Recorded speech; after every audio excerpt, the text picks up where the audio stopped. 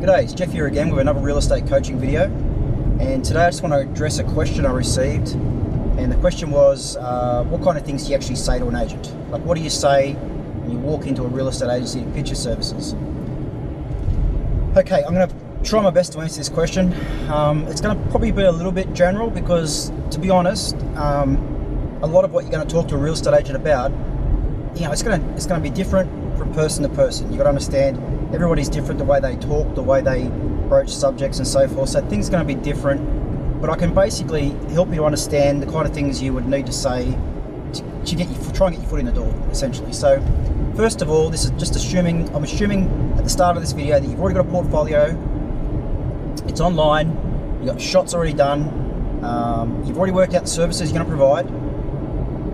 You've got examples of those services to show to people, example of videos, example floor plan. You've got your prices worked out already, all right? And you've walked into the real estate agency, you're dressed like a business person. Trust me, don't walk in there in shorts, don't walk in there in jeans. Dress like a real estate agent. Honestly, get a nice pair of business pants, or if you're a woman, a nice business skirt, whatever women wear in business attire, which I'm not 100% sure, because it's like with men. Obviously men wear suits, they wear suit pants, nice shirt. You don't have to go the full suit jacket if you don't want to, honestly. I always walked in with a nice pair of casual business pants on, nice button-up shirt. I was dressed like I was going to work in an office, essentially, and that straight away you're dressed at the same level as they are. You're approaching them at the same kind of level, so that's immediately going to get you, kind of psychologically, that's going to get you just a better position to start with. Now, first thing, walk up to the receptionist and say, "Hi, my name is Jeff. I'm a real estate photographer, and I would like to offer my real estate photography services to your business. Is your principal or head sales agent available?" Now, they're either going to say yes or no. Now, they could flat out say no, he or she is not available, or not here, or in a meeting. In which case you could say, "Is there anyone else I could talk to? Any other sales agents that I could talk to about my service?" There may be one or two people. He or she might actually go and get someone. That's a possibility. They could also say no one's available to talk to you at the moment. In which case you could just say to them basically, "Well, that's okay. Can I leave you a card with some information, and I'll contact you later. And can I get also the business card of your principal or sales team members?" So ask for business cards. Always ask for business cards. Get their email addresses and always follow up. And leave a business card, preferably stapled to an A4 sheet of paper. Now, I know it's A4 sheets of paper, like these days everything's online, I understand, but the idea of the A4 sheet of paper is it stops your business card from getting lost, because they're small. Business cards are small. So if you staple it to an A4 sheet of paper, which basically outlines what you do, what kind of service you provide with a business card, then that's far less likely to get lost on someone's desk. Okay, so don't put prices on there. Don't put prices. Don't lead them with prices. Always talk prices face to face, or at least over email, but preferably face to face, or over the phone. But that's kind of, person to person. Now, if they say yes, the principal is available, and they go and get the principal, all right, you've now got your foot in the door. The principal might come out and say, "Hi, what's your name?" Just say, "Hi, my name is Jeff." They might ask you, "What do you do? What are you offering us?" Just say straight up, "I'm a professional photographer. I do real estate photography, and I'd like to offer you my real estate photography services to help you improve the sales in your business." Now, they might be interested. They might well be interested. In which case, you could end up sitting down with them, chatting about it, going through prices, going through services, things like that. They could be in the process of looking for a photographer when you walk in the door. Or, more than likely, they've already got a photography service worked out. They've already got someone who does their work for them. Now, they might not be happy with that person. For whatever reason, there might be tension, there might be something going on, and the principal might be thinking, "Oh, okay, someone else has come in the door. So-and-so, whoever works for me at the moment, Joe, just say they're called Joe. well, gee, Joe's been a real pain in the neck lately. He's been late with his photos. The quality's dropped off a bit. I'm going to get this guy's card. I'm going to look at his work. I'm going to find out what his prices are like. So it could be a situation like that where they're not currently happy with their photographer who's doing their work at the moment for whatever reason, and they might be interested in just checking you out and seeing if you're a viable replacement. Now, they could also be completely happy with their current photographer. They could look at you and say, oh, look, look, we're not interested. We've already got a photographer and we're really happy with them. There's also one more way you can get in the door, even at that point. You can say to them, oh, that's great, fine, no problems. And look, I don't try and undercut people on prices. I'll never walk in a real estate office and try and undercut their current photographer they use on prices, and no way. That's just, I don't do that. I'll never go in and try and undercut someone on prices. Absolutely not. And look, if the real estate agent's happy with their current photographer, that's fine by me. You know, I would like it if the people I work for would say the same. Absolutely, you know. You want a bit of security. You want to know the people you're working for, if you're doing a good job, you're cutting the mustard, so to speak, that they're not going to try and dump you at the first first person who walks in the door and offers a similar service. But you could always say to them, hey, that's great, you know, but could I leave you my details just in case your photographer is sick or goes on holidays and you need someone just to step in? I'm happy to help, happy to step in if you need that. And that actually might be another way in. They might think, oh, okay, yeah, that's actually not a bad idea, you know, because yeah, he did take a week off recently. We had trouble with, you know, doing our photos for our bookings then. And you know what? You could become the second photographer, the second person in that business. You get called on when they're sick, when they're off work, on holidays, things like that. And you know, over time, even if you only do a few jobs for them a year, over time, you know, you get to know them as well. And if you do a good job, you know, you've got a foot in the door there. All right. So offer your services as someone they can use in emergency, for instance. What do you actually say to these people? What do you say to them? You say, hi, my name's Jeff. I'm a professional photographer, and I'd like to offer you my real estate photography services to help you improve your business and increase your sales. Okay, simple. That's exactly what you're going to do. Real estate photography, videography, floor plans, virtual tours, whatever the service you're going to do. Now, if they start to ask you details, okay, well, so what do you do? What kind of photos? Do you have an example? Yep, no problem. I've got a portfolio here on my iPad. Would you like to have a look? Okay. Maybe you'll even go into a side room, sit down, they'll have a look through your iPad. Make sure you've got an electronic price list ready to go that you can pop at a moment's notice. If the conversation keeps rolling and they're getting interested, they're looking at your face and think, oh yeah, he's not bad. He or she, they're not bad. What kind of prices, you know? What do you charge? Now, at this point in the conversation, they may be interested. You may have your business plan worked out. You may have your prices worked out.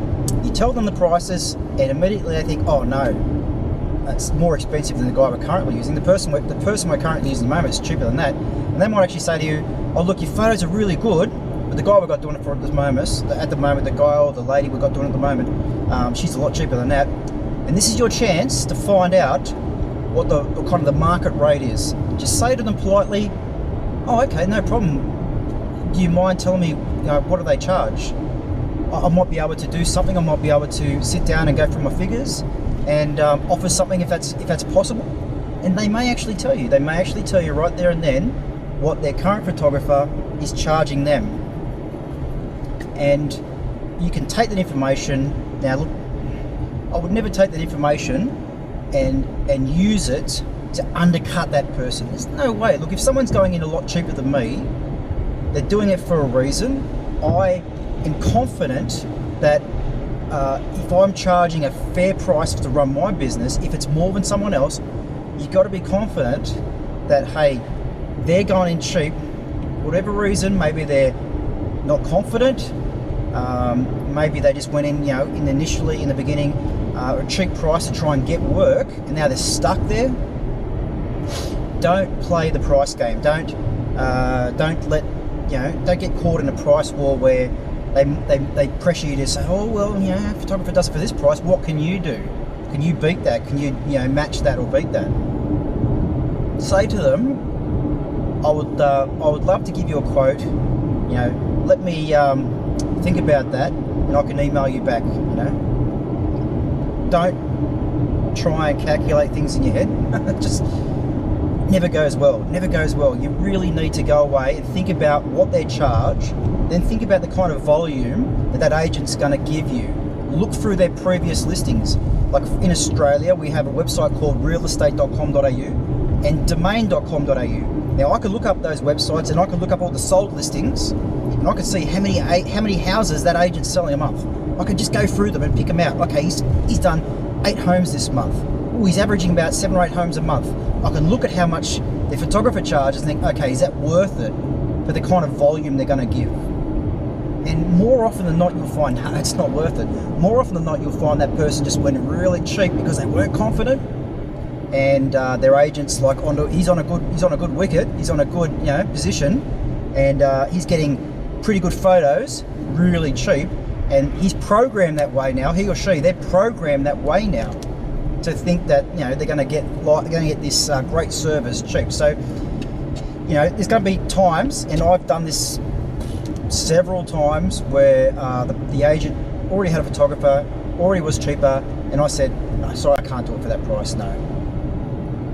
Be prepared to walk away if you're asked to go in too cheap. Just be prepared to walk away. If it's not too much cheaper than yourself, tell them, look, I'll think about it, and I can give you a quote. I can let you know if I can accommodate that or not. If you're interested, if you're interested in using my services. I never push people. I never push people to try and use me. I had an agent once, and I offered a free job.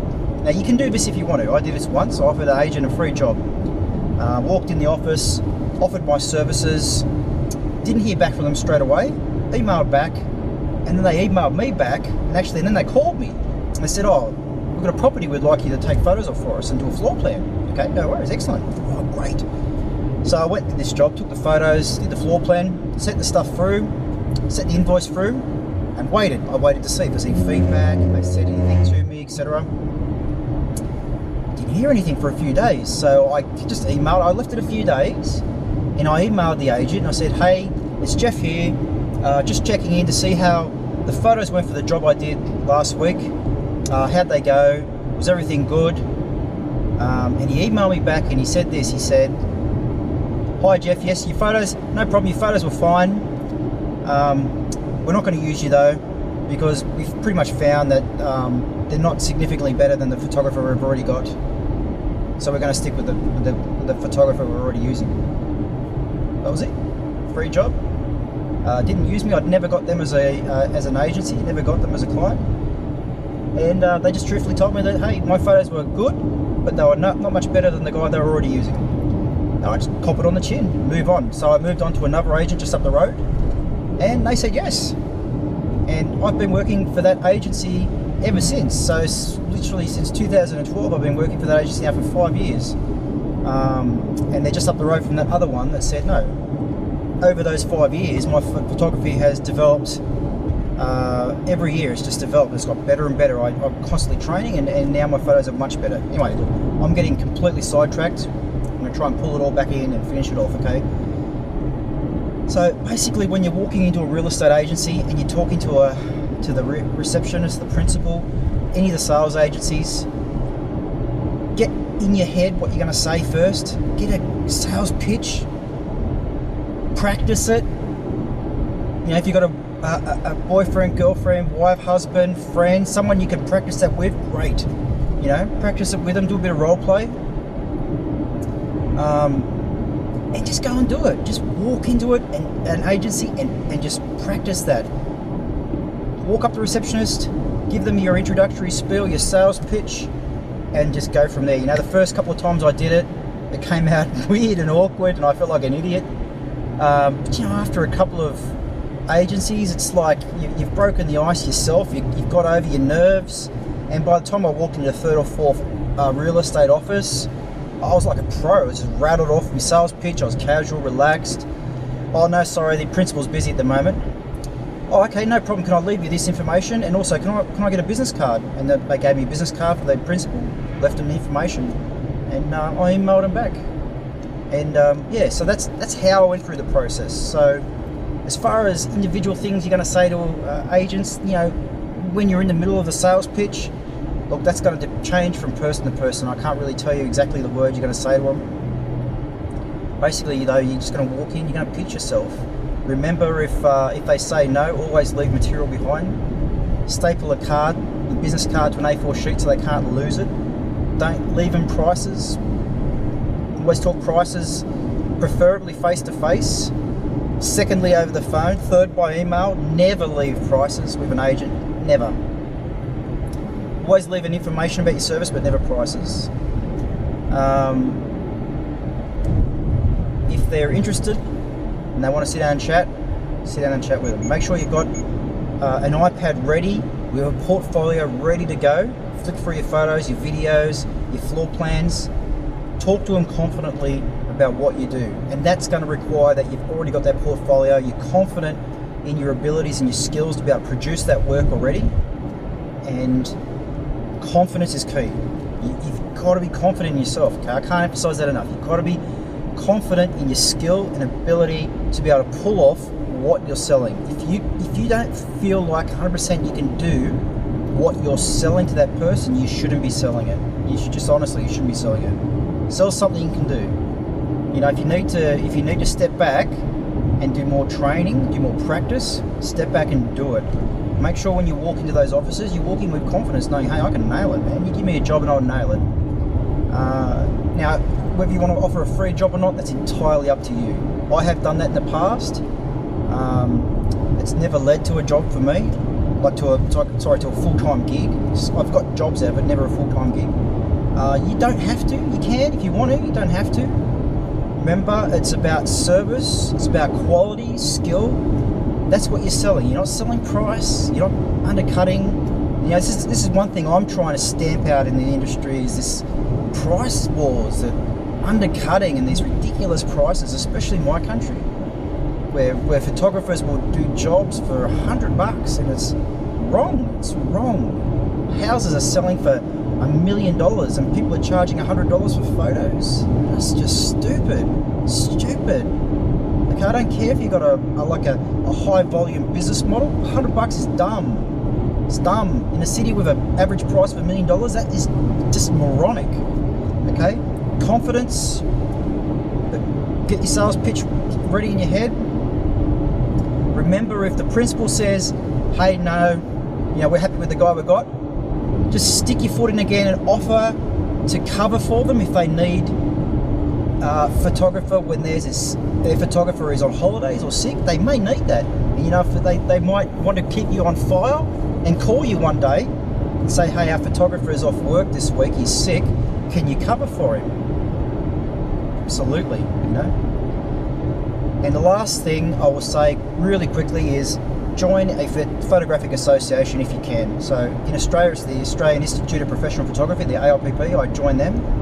Join an institute. If you've got something in your country, Professional Photography Institute, if you have the skills and the abilities and you can join a group like that, you can get in and do that. That really helps you. It really helps you network with other photographers who are already out doing work. Some of them may actually have done real estate work, and I found when I joined the AIPP in Australia, there were some people I met who were already doing real estate work, and I gleaned some invaluable advice from them. That really helped me.